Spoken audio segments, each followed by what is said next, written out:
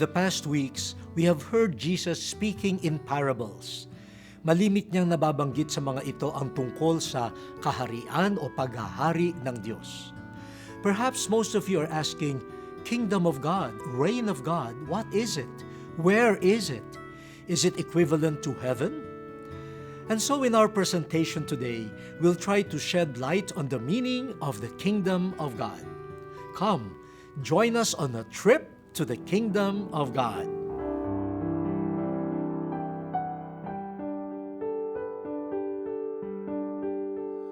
How lovely is your dwelling place, O Lord, mighty God, Lord of all.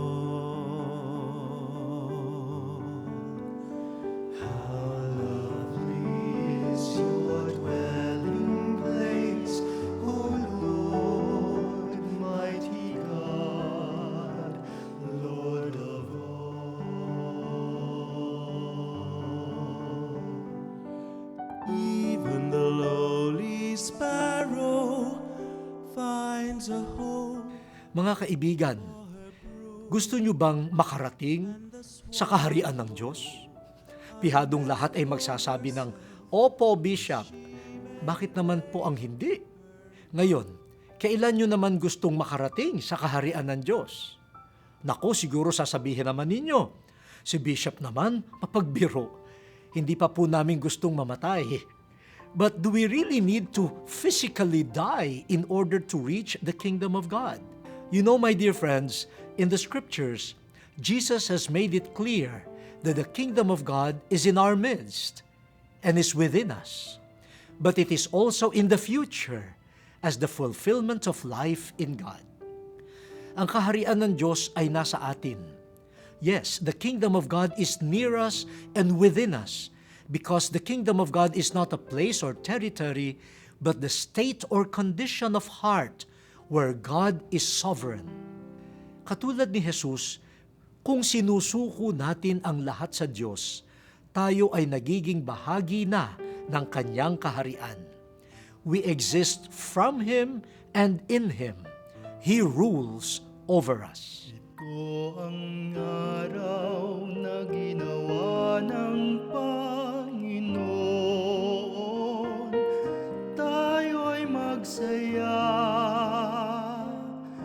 at magalak. Ito ang araw na ginawa ng Panginoon. The whole universe belongs to God, and everything in it is under His reign or rule. But we also need to determine our role in God's kingdom. Ngayon, paano naman natin masasabi na tayo nga ay namumuhay sa kaharian ng Diyos? Ano ang mga palatandaan? According to the Catechism of the Catholic Church, the kingdom of God is a kingdom of justice, love, and peace. The kingdom of God is God's action and gift. God builds His own kingdom. But we need to decide if we want to belong to that kingdom. At kung gusto natin na mamuhay rito, kinakailangan nating tanggapin si Jesus at isabuhay ang mga aral na itinuro niya sa atin. Mamuhay tayo ng matuwid at tapat sa batas ng Diyos at batas ng tao. Magbigayan tayo sapagkat tayo ay magkakapatid at higit sa lahat, magmahalan tayo. Let us always remember His words. Truly I say to you, to the extent that you did it to one of these brothers of mine, even the least of them, you did it to me. Ito po sana ang maging batayan natin sa ating pakikitungo sa bawat isa. We don't need to die in order to be in the kingdom of God at some future time. Kailangan natin mamuhay dito ngayon. We have to seek the kingdom of God, accept that He is our King, and follow His every word. Those who do so will enter the fullness of God's kingdom in heaven.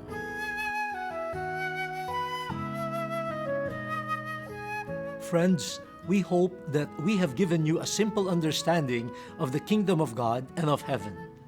Again, the kingdom of God is not a place. It is a state where we Christians live in accord with God's rule, commandments, ideals, and teachings. Heaven is living with and in God, our King. Now let's examine ourselves. Are we living in the kingdom of God? All of us are invited to His kingdom. Hangad ko na ang bawat isa sa atin ay matutunang mamuhay ayon sa kaharian ng Diyos. Naway sa ating pagdarasal, atin ring isama ang ating mga kapatid na seafarers na sa kanilang pakikibaka sa malalayong baybayin, kanilang madama ang pagmamahal ng Diyos. Till our next meeting, may the good Lord bless us all.